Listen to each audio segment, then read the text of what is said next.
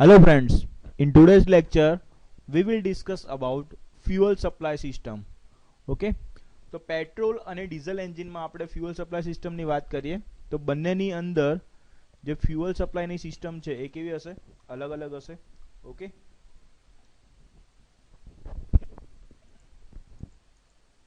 The fuel passes through a number of stage before reaching the combustion chamber. Fuel જે છે એ કમ્બલ્શન ચેમ્બરમાં પહોંચે એના પહેલા નંબર ઓફ સ્ટેજમાંથી પાસ થાય છે, બરાબર. It include the filtration and atomization of fuel into fine particle. Okay, filtration એટલે ફ્યુઅલ જે છે એ ફ્યુઅલ ફિલ્ટરમાંથી પાસ થશે. ઓકે, અને બીજું એટોમાઇઝેશન. એટોમાઇઝેશન કોને કહેવાય? તો ફ્યુઅલ જે છે એ નાના નાના પાર્ટિકલની અંદર ડિવાઈડ થાય છે, એને આપણે કહીએ છીએ એટોમાઇઝેશન. કમ્પ્લીટ કમ્બલ્શન માટે આપણે ફ્યુઅલ જે છે એ નાના નાના પાર્ટિકલમાં ડિવાઈડ થાય જરૂરી છે. તો ફ્યુઅલ જે છે એને નાના નાના એટમમાં કન્વર્ટ કરવાની જે પ્રોસેસ છે એને આપણે કહીએ છીએ atomization. Okay, it is necessary to atomize the fuel before entering into the combustion chamber so that complete combustion of fuel can take place. ફ્યુઅલના કમ્પ્લીટ કમ્બલ્શન માટે આપણે એટોમાઇઝેશન કરવું એ બહુ જરૂરી વસ્તુ છે. There are a different fuel supply system for a spark ignition and a compression ignition engine. Petrol અને diesel engine માટે અલગ અલગ ફ્યુઅલ સપ્લાય સિસ્ટમ જે છે એ યુઝ થાય છે. Spark ignition engine normally use volatile liquid fuel. Spark ignition એન્જિનની અંદર આપણે વાત કરીએ તો એની અંદર પેટ્રોલ, બેન્ઝોલ અને આલ્કોહોલ જેવા ફ્યુઅલનો યુઝ થાય છે, બરાબર. અને એ ફ્યુઅલ જે છે એ એટમોસ્ફિયરના પ્રેશરે ઇઝીલી એ વેપોરાઇઝ થઈ જાય છે, મીન્સ કે વેપરમાં ઇઝીલી કન્વર્ટ થઈ જાય છે. તમે પેટ્રોલને એક બીકરની અંદર લેશો અને એટમોસ્ફિયરમાં ખુલ્લું રાખશો તો પેટ્રોલ જે છે એ વોલેટાઇલ લિક્વિડ છે. વોલેટાઇલ એટલે ઇઝીલી ઉડી જશે, બરાબર. આપણે એવું કહીએ છીએ કે પેટ્રોલ રાખ્યું હોય તો થોડીક વારમાં પછી તમે જોશો તો એની ક્વોન્ટિટી જે છે એમાં તમને ઘટાડો જોવા મળશે. તો પેટ્રોલ, બેન્ઝોલ અને આલ્કોહોલ જે છે એ કેવા છે? વોલેટાઇલ લિક્વિડ છે, બરાબર. એટલે આપણે એન્જિન સક્શન જે છે, બરાબર, એ સફિશિયન્ટ છે ફ્યુઅલને વેપોરાઇઝ કરવા માટે, બરાબર. એટલે આપણે પેટ્રોલ એન્જિનની અંદર ફ્યુઅલ જે છે એ કાર્બોરેટરમાંથી પછી ઇનલેટ મેનિફોલ્ડ થ્રુ જે ડાયરેક્ટ કમ્બલ્શન ચેમ્બરમાં એન્ટર થાય છે, બરાબર. તો એના અંદર એન્જિન સક્શન સ્ટ્રોકની અંદર આપણે વાત કરીએ છીએ કે પિસ્ટન જે છે ટોપમાંથી બોટમમાં જાય છે, અને એ દરમિયાન જ્યારે ઇનલેટ વાલ્વ ઓપન થાય છે એ વખતે ફ્યુઅલ જે છે એ ફ્યુઅલ ઓલરેડી વેપોરાઇઝ થઈને એન્ટર થાય છે, બરાબર. એટલે એન્જિન સક્શન જે છે એ કેપેબલ છે ફ્યુઅલને વેપોરાઇઝ કરવા માટે. એટલે તમારે પ્રી હીટિંગની જરૂર એમાં પડશે નહીં. Okay, preparation of fuel and air mixture is done outside the engine cylinder and formation of a homogeneous mixture is normally not completed in inlet manifold. Okay, હવે આપણે જો ફ્યુઅલ અને એરનું મિક્સર જે છે એ ક્યાં આગળ થાય છે? તો આઉટસાઇડ ધ સિલિન્ડર. એર ફ્યુઅલનું મિક્સર જનરલી આપણે જે છે એ એન્જિનની લોડિંગ કન્ડિશન, મીન્સ કે એન્જિન ઉપર કેટલો લોડ લાગે છે, બરોબર, આઈડિયલ કન્ડિશન હોય તો કેટલું એર ફ્યુઅલ મિક્સર રાખવું, બરોબર, એ આપણે એ જે છે એ કાર્બોરેટરની અંદર પેટ્રોલ એન્જિનની આપણે વાત કરતા હોય તો કાર્બોરેટર જે છે એના અંદર આ ફંક્શન જે છે એ થશે. એર અને ફ્યુઅલનું જે મિક્સર છે, પ્રોપર મિક્સર, એ કાર્બોરેટરની અંદર થશે. અને formation of homogeneous mixer is normally not completed in inlet manifold. Inlet મેનિફોલ્ડના આગળ જ આપણે કાર્બોરેટર હોય છે એની અંદર જ હોમોજીનિયસ મિક્સર છે એ રેડી થાય છે. ઇનલેટ મેનિફોલ્ડ શું કામ કરે છે? તો ઇનલેટ મેનિફોલ્ડ જે છે એ ઇક્વલી 4 સિલિન્ડર હોય તો 4 સિલિન્ડરને ઇક્વલી ફ્યુઅલ જે છે ફ્યુઅલ સપ્લાય કરવાનું કામ કરે છે. Fuel droplet which remain in suspended condition to evaporate and mix with air even during suction and compression process, બરાબર. તો હજી ફ્યુઅલના ડ્રોપલેટ જો સસ્પેન્ડેડ કન્ડિશનમાં રહી ગયા હોય સિલિન્ડરના અંદર આવ્યા પછી, બરાબર, તો એ શું થશે? એર જોડે મિક્સ થશે. સક્શન અને કોમ્પ્રેશનની જે પ્રોસેસ હોય છે એ વખતે પણ એર જોડે જે છે મિક્સ થતા રહેશે. This process of mixing preparation is extremely important for SI engine, બરાબર. આ મિક્સિંગની જે પ્રોસેસ છે, બરાબર, એ SI એન્જિન, સ્પાર્ક ઇગ્નિશન એન્જિનની અંદર બહુ ઇમ્પોર્ટન્ટ છે. The purpose of carburation is to provide a combustible air fuel mixture in the required quantity and quality for efficient operation of the engine under all condition, બરાબર. કાર્બોરેશન અથવા તો કાર્બોરેટરનું main function શું છે? તો તો ફ્યુઅલ અને air બંનેની quantity અને ક્વોલિટી, બરોબર, એ આપણે જે અલગ અલગ કન્ડિશન, મેં તમને કીધું કે આઈડિયલ કન્ડિશન હોય તો એર ફ્યુઅલનો રેશિયો અલગ હશે, બરોબર. જો નોર્મલ રનિંગ કન્ડિશન હોય તો એના માટે અલગ હશે, ફૂલ લોડિંગ કન્ડિશન હોય તો એના માટે અલગ હશે, બરોબર. તો ફ્યુઅલ અને એરની જે ક્વોન્ટિટી અને ક્વોલિટી, બરોબર, એ અલગ અલગ કન્ડિશનમાં અલગ અલગ ક્વોન્ટિટી અને ક્વોલિટી પ્રોવાઈડ કરવાનું કામ કોણ કરે છે? કાર્બોરેટર કરે છે. ઓકે, તો હવે આપણે એસઆઈ એન્જિનની અંદર ફ્યુઅલ સપ્લાય સિસ્ટમ છે જોઈએ. તો અહીંયા આગળ તમે જોઈ શકો છો મિત્રો કે ફર્સ્ટ ઓફ ઓલ ફ્યુઅલ જે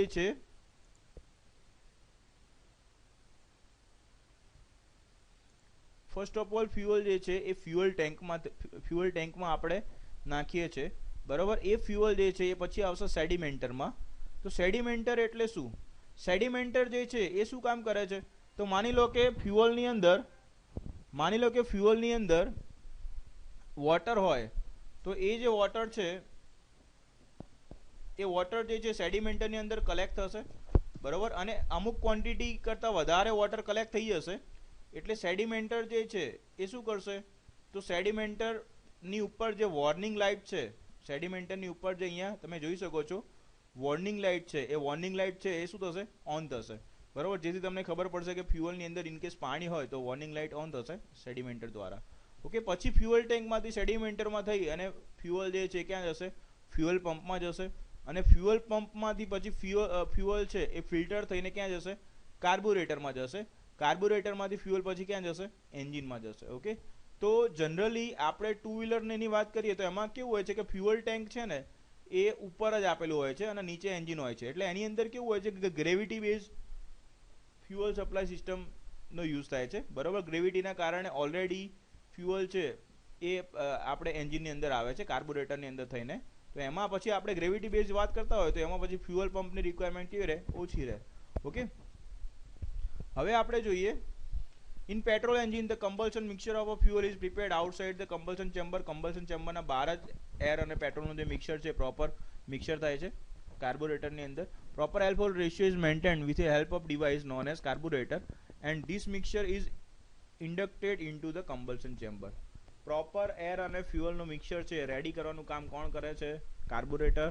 અને એ મિક્સચર જે છે પછી કમ્બલ્શન ચેમ્બરની અંદર આપણે નાખીએ છીએ. The air fuel ratio depend upon the various condition.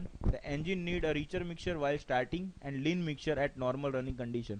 હવે એન્જિન જે છે તમે ઘણી વખતે શિયાળો હોય અને તમે એક્ટિવા જે છે એ ઓન કરવું હોય, તમારે ચાલુ કરવું હોય અને તો તમે સેલ આપો છો તો ચાલુ થતું નથી. એટલે આપણે શું કરીએ છીએ? ચોક આપીએ છીએ. પછી તમે ચોક આપશો એટલે શું થશે? તો ચોક આપવાથી અંદર જે વાલ હોય છે, ચોક વાલ, એ ક્લોઝ થાય છે. અને એવા કેસમાં પછી શું પ્રોવાઈડ થાય છે? તો એવા કેસમાં ફ્યુઅલ છે એ વધારે પ્રમાણમાં જશે અને એર ઓછા પ્રમાણમાં જશે. એટલે એ વખતે રીચ મિક્સચર, બરોબર. તો સ્ટાર્ટિંગ કન્ડિશનમાં રીચ મિક્સચર આપણે આપીએ છીએ અને નોર્મલ કન્ડિશનની અંદર લીન મિક્સચર, મીન્સ કે લીન અને રીચ બંનેમાં ફરક શું છે? રીચ હશે તો એની અંદર શું હશે? ફ્યુઅલનું પર્સન્ટેજ છે વધારે હશે એરની કમ્પેરમાં, અને લીન મિક્સચર હશે તો એરનું પર્સન્ટેજ વધારે હશે ફ્યુઅલની કમ્પેરમાં. તો નોર્મલ કન્ડિશનની અંદર એર ફ્યુઅલ જે રેશિયો છે, બરોબર, લીન મિક્સચર આપણે પ્રોવાઈડ કરીએ છીએ. અને તમારે એન્જિન જે છે એને સ્ટાર્ટ કરવું હોય તો એ વખતે આપણે એન્જિનને સ્ટાર્ટ કરીએ છીએ એ વખતે સ્ટેટિક ફ્રિક્શન હોય છે. સ્ટેટિક ફ્રિક્શન એટલે આપણે કહીએ છીએ કે ડાયનેમિક ફ્રિક્શન કરતાં સ્ટેટિક ફ્રિક્શન કેવું હોય છે? વધારે હોય છે. એટલે એન્જિનને આપણે સ્ટાર્ટ કરવું હોય અથવા તો કોલ્ડ કન્ડિશનની અંદર સ્ટાર્ટ કરવું હોય છે તો એવા કેસમાં આપણે શું કરીએ છીએ? તો એવા કેસમાં આપણે રીચ મિક્સચર પ્રોવાઈડ કરીએ છીએ કે જેની અંદર ફ્યુઅલ પર્સન્ટેજ જે છે એ એના કરતાં કેવા હશે? વધારે હશે. Okay,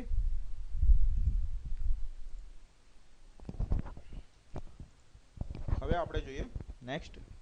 Such condition must be fulfilled before entering the combustion chamber. The fuel from the fuel tank is delivered to the float chamber attached to the carburetor with the help of fuel pump. Fuel જે છે એ ટેન્કમાંથી ક્યાં આવશે? Float ચેમ્બરની અંદર આવશે. Float ચેમ્બરની અંદર કેવું હશે? કે ફ્લોટ હશે. એ ફ્લોટ જે છે એ અહીંયા ફ્લોટ ચેમ્બરની આપણે વાત કરીએ તો આ ફ્લોટ ચેમ્બર છે, બરોબર. એની ઉપર અહીંયા એક ફ્લોટ જે છે એ તરતો હશે, બરોબર. અને અહીંયા આગળ પોઇન્ટર હશે. એટલે જેવું ફ્યુઅલનું લેવલ છે રિક્વાયર ક્વોન્ટિટી કરતાં નીચે જશે એવું આ પોઇન્ટર જે છે એ નીચે આવશે અને ફ્યુઅલ ટેન્કમાંથી ફ્યુઅલ જે છે એ ફ્લોટ ચેમ્બરની અંદર એન્ટર થશે with the help of fuel pump. Okay, the fuel pump maintain the constant pressure in carburetor. Fuel is mixed with air is required proportion. After this mixture of fuel and air is induced into the combustion chamber. પછી mixer થયા પછી એ ક્યાં જાય છે? કમ્બલ્શન ચેમ્બરમાં જાય છે. Okay,